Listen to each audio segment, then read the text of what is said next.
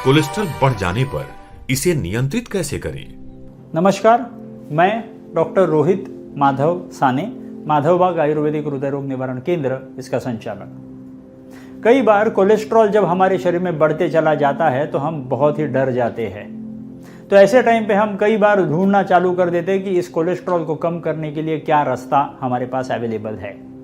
कई बार सारी दवाइयाँ होती है, कई सारे स्टैटिन की दवाइयाँ होती है, कई सारे आयुर्वेदिक दवाइयाँ होती है। ये दवाइयाँ तो अपने पास होती है जो मेडिकल प्रोटोकॉल के अनुसार हम उसके लिए ऊपर वो सारी दवाइयाँ चिकित्सा करके हम उस कोलेस्ट्रॉल को कंट्रोल कर सकते हैं। लेकिन पहले ये समझना ज़रूरी है कि ये कोलेस्ट्रॉल मेरे शरीर में क्यों बढ़ रहा है। तो इसका सिंपल कारण होता है। कोलेस्ट्रॉल बढ़ने के पीछे दो ही कारण होते हैं।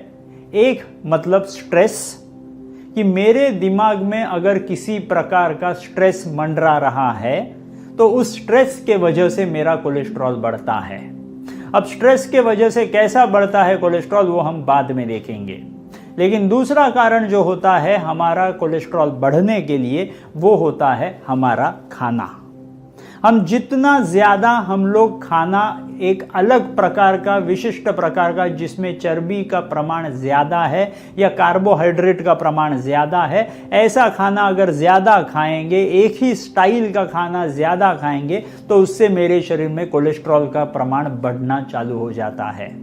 तो ये दो कारण है जिसके वजह से मेरे शरीर में कोलेस्ट्रॉल निर्माण होता है और आगे जा करके निर्माण करके वो डरावना रूप ले लेता है, क्योंकि उसी कोलेस्ट्रॉल के वजह से हमारे शरीर में खून की नलियों के अंदर वो कोलेस्ट्रॉल जम करके अंदर वहाँ ब्लॉकेजेस निर्माण कर सकता है। तो ऐसे समय पे हमको इस कोलेस्ट्रॉल को कंट्रोल करने के लिए क्या करना है ये बहुत अच्छी तरह से समझने की ज़रूरत है।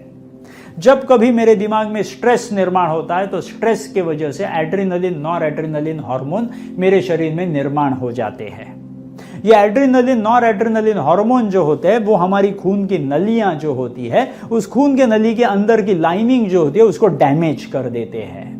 अब ये खून के नली के अंदर की लाइनिंग जो इसको हम एंडोथीलियम बोलते हैं, उसको अगर हमारे स्ट्रेस हार्मोन ने अंदर जाकर के डैमेज कर दिया होगा तो उस डैमेज को हील करने का काम किसका है? तो कोलेस्ट्रॉल का है। एक ही बार अगर आपने स्ट्रेस ले लिया और डैमेज कर दिया तो कोलेस्ट्रॉल आकर के उसको हील करके निकल जाएगा।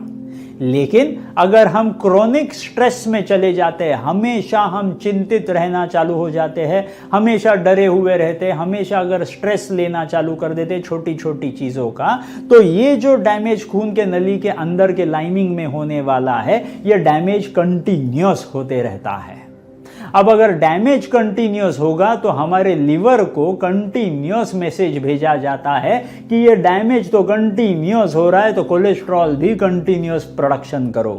तो लिवर अपना कोलेस्ट्रॉल का प्रोडक्शन की फैक्ट्री खोल देता है और इतना कोलेस्ट्रॉल मैन्युफैक्चर कर देता है कि सारा कोलेस्ट्रॉल वहां पे भेज करके वो सारा जो डैमेज है उसको हील करने के पीछे पड़ जाता है।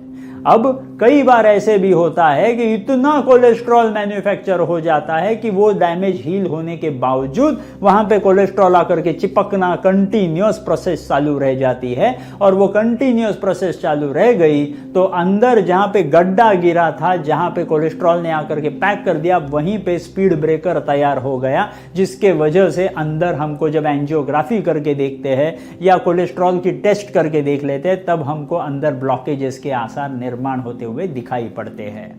तो हमको समझना क्या है? तो ये कोलेस्ट्रॉल डरावना है भी और डरावना नहीं भी। अगर आपने अच्छी तरह से खुद के लाइफस्टाइल को मॉडिफाई कर दिया, कई बार स्ट्रेस जो होता है वो इंटरनली नहीं एक्सटर्नल भी होता है। जैसे फॉर एग्जांपल सिगरेट स्मोकिंग, पान, बीड़ी, तंबाकू, ऐसी सारी चीज़ें जो होती है, ये सारी चीज़ों की वजह से हम उस खून के नली के अंदर की लाइनिंग को डैमेज कर देते हैं और फिर ये किस्सा फिर से चालू हो जाता है। तो ऐसी सारी चीज़ों से जो हमारे खून के नली के अंदर की लाइनिंग को डैमेज करने वाले हैं, इन चीज़ों से दूर रहना ये पहली ट्रीटमेंट होगी। दूसरी ट्रीटमेंट होगी कि हमने खाने में ऐसी सारी चीज़ें जैसे कोक है, पेप्सी है, या तो फिर बहुत सारी ऐसी चीज़ें जिसमें एफरवेसेंस निर्माण होता है, कार्बन डाइऑक्साइड निर्माण होता है, ऐसी सारी ऑक्सीडेशन करने वाली चीज़ें जितनी हम ज़्यादा खाएंगे, जैसे चीज़ है, बटर है, पनीर है, या तो फिर ऐसी सारी चीज़ें जो अंदर के अंदर पचने के लिए, डाइजेस्ट होने के लिए मुश्किल होती है, ये चीज़ें हम जितनी ज़्यादा खाएंगे उतना हमारे शरीर में ऑक्सीडेशन होगा, और ऑक्सीडेशन के वजह से खून के नली के अंदर की लाइनिंग डैमेज हो जाएगी। ये जैसी डैमेज हो जाएगी, अंदर फिर से प्रॉब्लम बढ़ेंगे, तो फिर से कोलेस्ट्रॉल का निर्माण ज़्यादा होगा। तो खाने में जो जो चीज़ें हम अति ज़्यादा कर रहे हैं, मीठा खाना जितना ज़्यादा खा रहे हैं, दूध से बनी हुई चीज़ें जितनी ज़्यादा खा रहे हैं, शक्कर या शक्कर जैसी चीज़ें जितनी ज़्यादा खा रहे हैं, ओवर कैलोरीड चीज़ें हम लोग ज़्यादा खा रहे हैं, ऐसी चीज़ों को हमको हमारे खाने में कम करना है। ये सेकंड प्रोटोकॉल हुआ। और तीसरी चीज, हमारे शरीर के अंदर की खून की नलियां जो डैमेज होने के बाद कोलेस्ट्रॉल का प्रोडक्शन बढ़ता है, तो ऐसी खून की नलियों को अगर हमने पहले से फिट करके रखा होगा, उन खून की नलियों को पहले से मजबूत करा के रखा होगा, तो ये खून की नलियों के अंदर डैमेज निर्माण ही नहीं होगा, और निर्माण ही नहीं हुआ तो कोलेस्ट्रॉल को बढ़ने के लिए जरूरत ही नहीं पड़ेगी। अब सवाल ये उठता है कि ये हमारी खून की नलियां हम मजबूत करें कैसे?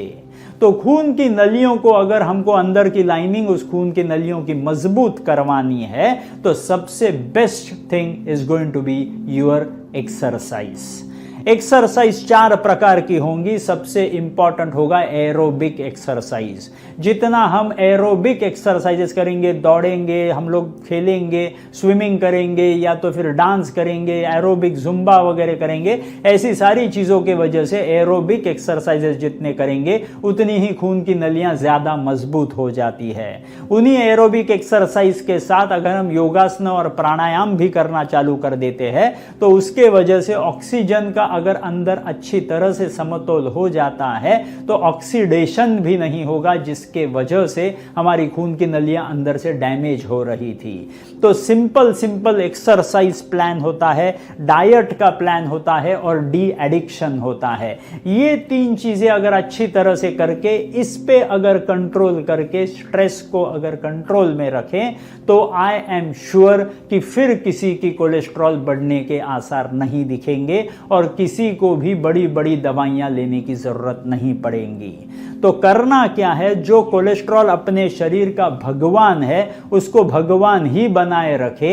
अगर हमने उसको अगर रॉन्ग दिशा में हमने उसको अगर लेके गए, तो वही चीज अपने शरीर की दुश्मन बन जाती है और प्रॉब्लम निर्माण करती है। तो वो जो बढ़ा हुआ कोलेस्ट्रॉल है उसको कम करने के लिए एक्सरसाइज, डाइट और अच्छी तरह से स्ट्रेस कंट्रोल का प्रोटोकॉल अगर हम अच्छी तरह से करते हैं, तो मेरे हिसाब से आपको फिर से कोलेस्ट्रॉल के खिलाफ डरने की ज़रूरत नहीं पड़ेगी। So thank you very much.